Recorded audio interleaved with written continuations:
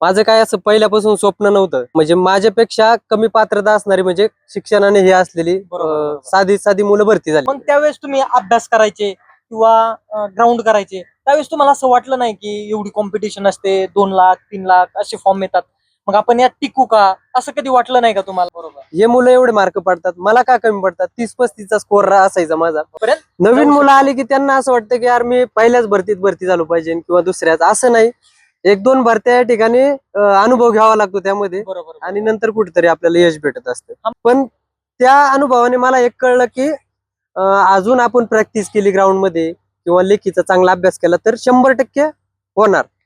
मग जेव्हा तुम्ही 2 मार्कांनी हुकले किंवा जे अपयश आलं, त्यावेळेस ते आजूबाजूचा समाज, नाव ठेवणारे लोक, यांना कसं तुम्ही फेस केलं? स्टेटसला लावणारे आम्ही ठरलोय आज सक्सेसफुल वगैरे असे स्टेटस ठेवणारे तेच लोक असतात.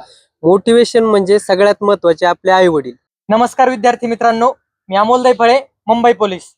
मित्रांनो, काही दिवसापूर्वी आपण एक व्हिडिओ टाकला होता, त्यामध्ये महिलांसाठी प्रॅक्टिस कशी करायची, ग्राउंड अभ्यास यावरती नियोजन सांगण्यासाठी आमच्या सहकारी मॅडम आल्या होत्या आणि त्यावरती खूप मुलांच्या कमेंट आल्या की सर मुलांसाठी पण एक व्हिडिओ होऊन जाऊन द्या. मी तर रेग्युलर तुम्हाला मार्गदर्शन करतोय, बट नवीन कुणीतरी असलं पाहिजे, तर त्यासाठी आमचे सहकारी मित्र नवी मुंबई पोलीस सोमनाथ नरसाळे हे आलेले आहेत. नमस्कार. आणि ते आपल्याला त्यांचा भरतीचा अनुभव, त्यांनी वाचलेल्या पुस्तकं किंवा त्यांनी ग्राउंडसाठी कशी तयारी केली, ते सर्व त्यांचं सविस्तर आपण जाणून घेणार आहोत. चला 1 बाय 1 करून सुरू करूया, वेळ न घालवता. चला, तुम्ही भरतीकडे कसे आलात? त्या भरतीकडे येण्याचं कारण म्हणजे माझं काय असं पहिल्यापासून स्वप्न नव्हतं.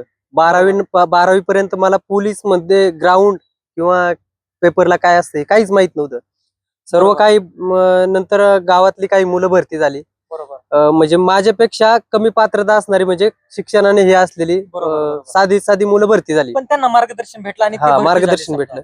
मग मी पण असा विचार केला पुढे जाऊन की अरे यार आपण पण करू शकतो. हे मुलं भरती झाले, आपण पण प्रॅक्टिस मेहनत केली, ग्राउंड केलं तर आपण पण भरती होऊ शकतो. आणि मग मी या क्षेत्राकडे वळलो.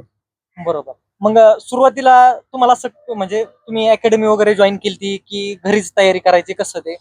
सुरुवातीला मला या क्षेत्राबद्दल काहीच माहिती नव्हतं. मग मी आमच्या जवळ असणाऱ्या अकॅडमी आळेपाटा या ठिकाणी अकॅडमी जॉईन केली आणि बरोबर. तदनंतर मला माहिती झालं की या भरती क्षेत्रामध्ये काय काय इव्हेंट असतात किंवा बरोबर. लेखी पेपरसाठी कोणते कोणते बुक यूज केले पाहिजे.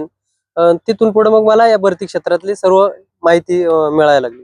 म्हणजे एक दिशा भेटली तुम्हाला, दिशा अकॅडमी भेटली. जॉईन केल्यामुळे एक दिशा भेटली, जो की ट्रॅक नव्हता तुमच्या गावाकडे किंवा त्याबद्दल वातावरण नव्हतं, ते तुम्हाला तिथे गेल्यानंतर समजलं.